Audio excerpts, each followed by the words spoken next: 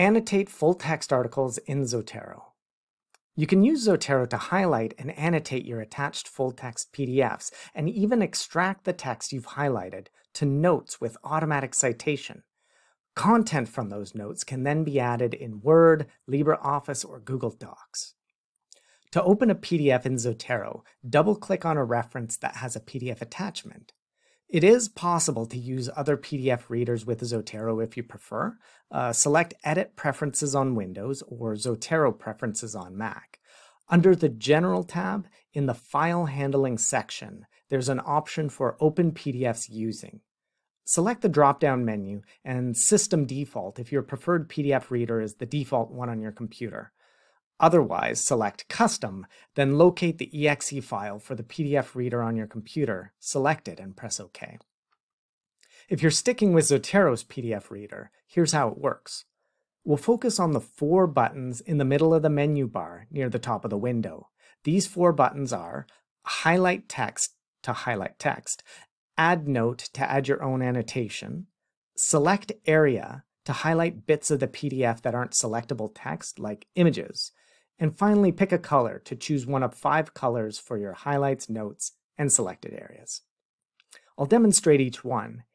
In my PDF, Do Happy People Care About Society's Problems by Kushlev et al., there's a great quote here I want to highlight.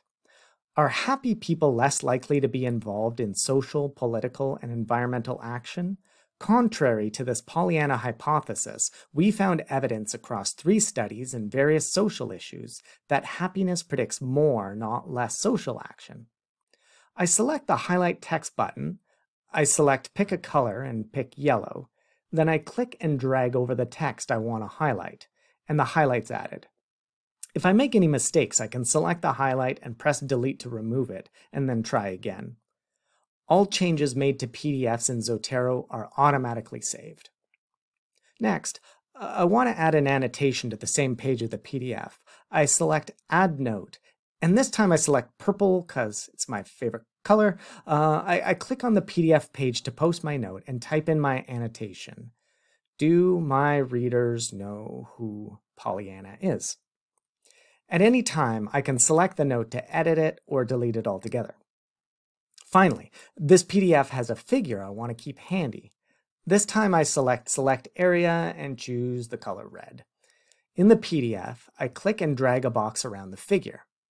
I can always resize the selected area by clicking the box and then clicking and dragging the border to my preferred size.